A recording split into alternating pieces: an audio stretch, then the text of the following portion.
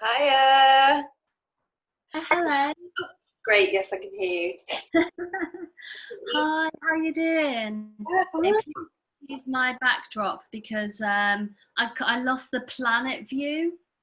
Oh, oh no, I know. I've seen those backdrops, and I just yeah, I know what you mean. Like, Anyway, well, it's thank you so much, Fiona, and sorry about the delay and everything. I just had a Zoom crisis this morning. I had to deinstall it, reinstall it, and I was recording a lady from a laundrette in Bristol, and she was basically taking, it was just, we got there in the end. What I would like to do is not have me even on the audio. I'm Fiona Gallagher, the Community Development and Volunteer Coordinator at Northmoor Community Association. So that's made up of two parts. So one is the community centre and also our social enterprise community laundrette. So both are situated on Northmoor Road in Longsight in central Manchester. And the community laundrette has been open for a number of years. It was just a regular laundrette for years, and then we took it over as a community laundrette social enterprise in 2005. So it's been running as that for that long. And tell me, what's your background? Like, are you from Manchester? I don't detect a Mancunian accent there. Like, how did you come to be at the community centre and in your role? Oh, I came to Manchester to study in Manchester University. I did a geography degree, and then I just stayed, and I just was always passionate about sort of helping people, and so I did lots of volunteering, and I've been working for Northmoor Community Association for just over 3 years now. I think it's nearly, is it 3? Yeah, 3 years. So yeah, that's what I do. I'm originally from down south, so yeah. And so, yeah, just tell me about, in terms of the community, who is the community you serve? What purpose does the centre have? Where we're situated in central Manchester, it's one of the, it's in the top 5% in terms of multiple indices of deprivation. So it's got multiple deprivation in this area. And so, and the community we serve is extremely diverse.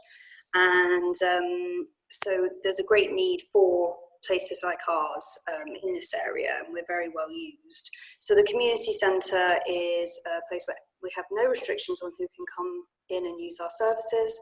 So we have lots of free projects and services for anyone to come and use. And so that involves sort of either social things, or it could be help with benefits, job search, gaining skills as well, courses, as well as sort of more social things like creative groups and a community cafe and things for children as well, a homework club. And so we really wanted to have that kind of open space transferred over to the laundrette as well. So the community laundrette is obviously a fully functioning laundrette with washers, dryers, service washers, but also it's a community space. So anyone can come and sit down, take a seat. We're part of the Take a Seat campaign, which was an age-friendly campaign in Manchester, where anyone can come and take a seat and just sit down, take a rest. People can get cups of tea there. We have computers, so people can use the internet and get help with that if they need to. And we also have just a large information station, so if they never come into the community centre, they still know everything that's going on in the local area, as well as what we're doing. I know that certainly our centre manager had to learn quickly about the ins and outs of running a laundrette. We partnered up with Wood Street Mission, who are a very long-running charity in Manchester for children. So we have a bookshelf, so there's free books on there for children aged 0 to 16. The children who come to our homework club in the community centre would always go in to get their free books from the laundrette as well, dragging their parents along. When you walk in the laundrette, it's painted bright orange, and it's a really sort of friendly, clean, welcoming environment. There's lots of machines down one side, and then there's seating areas. We've got a little kids corner, and then you've got this whole big wall full of information and books. We do have a very diverse population in this area, so really just anyone and everyone that you can think of came into the laundrette. So we had older residents who had lived there all their lives, would come in to do their washing and take a seat and have a cup of tea. And we have a lot of international new arrivals in the area, so a lot of families from South Asian countries have come along, and it's nice because when they come into the laundrette, it's a chance to speak to people who've lived there all their lives, and perhaps get to practice their English there as well, if that's something that they're doing, and also just have sort of a focal point that they can go to, where if they're new to the area, it can be very daunting for anybody, but having that space where they could go into to just have a chat or ask a question. It's been fine as a laundrette for many, many years.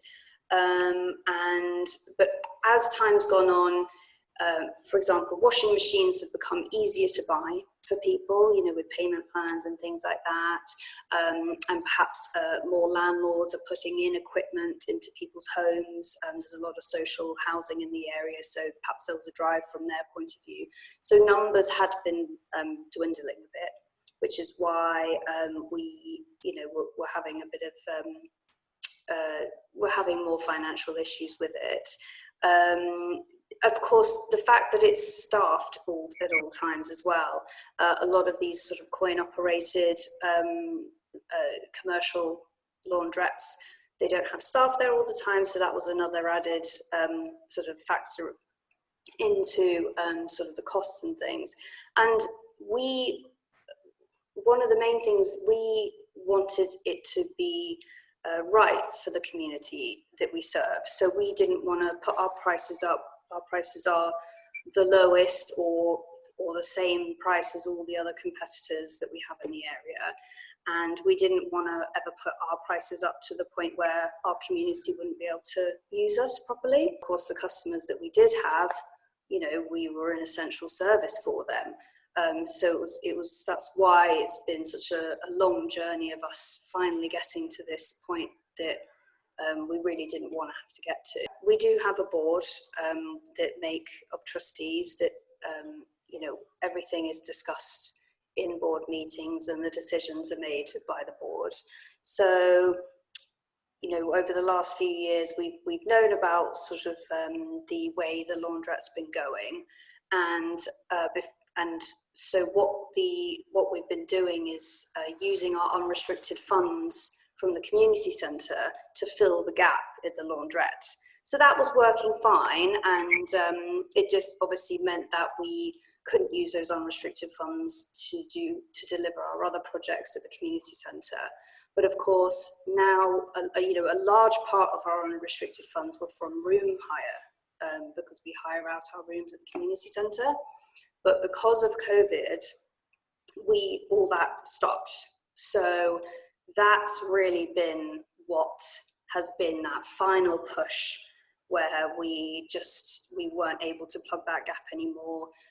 We did try to keep the laundrette open, because laundrettes were allowed to be open, but customers we found were staying away, and we just wouldn't have been able to get the numbers we needed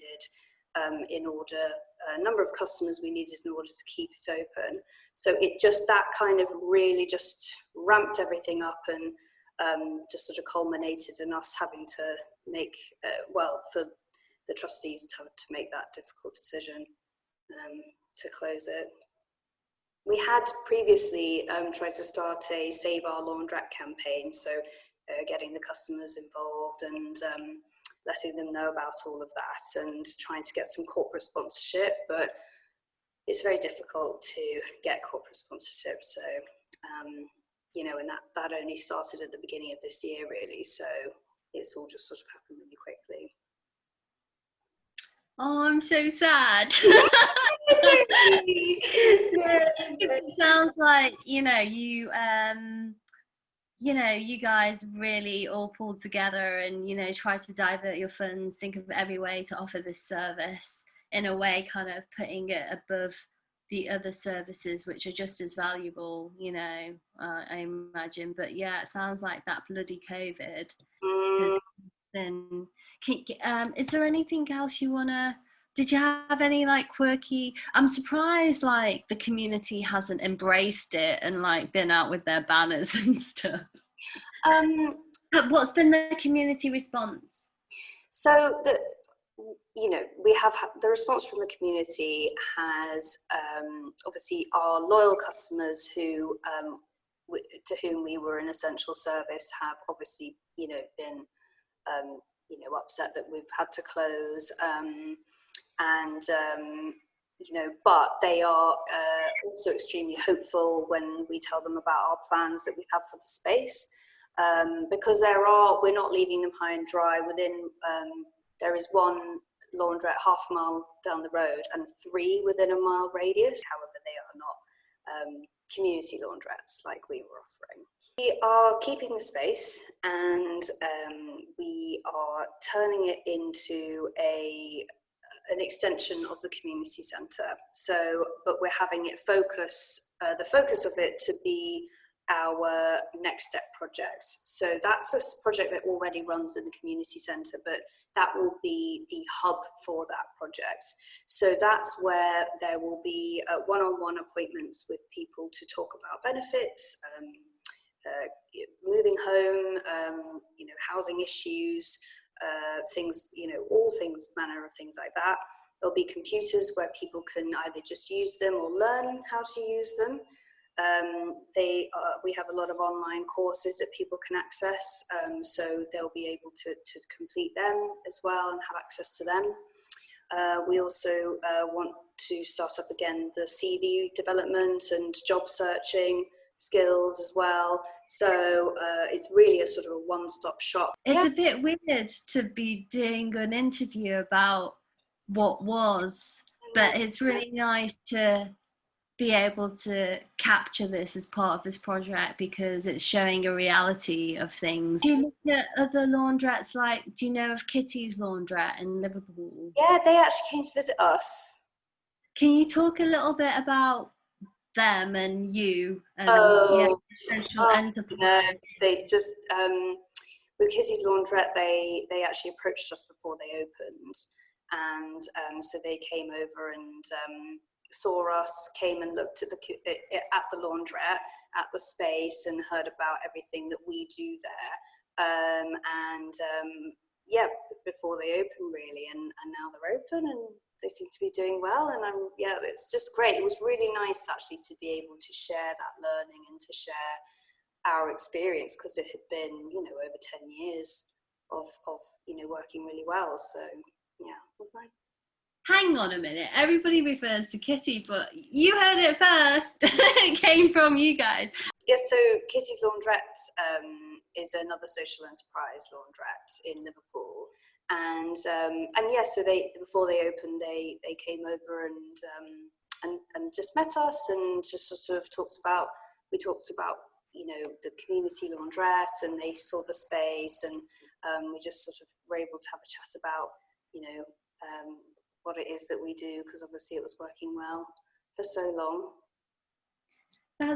It's funny, like it makes me want to try and like create a campaign for you guys. I know, when I told the trustees, I feel like they did come and meet us. Yeah, I don't want to get that wrong, but no, I feel like they definitely did.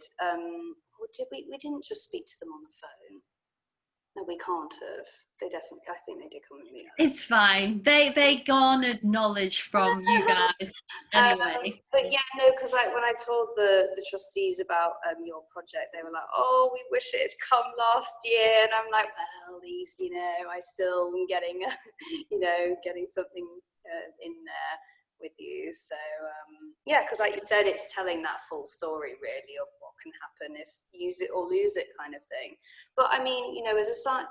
It really does come down to our costs are higher.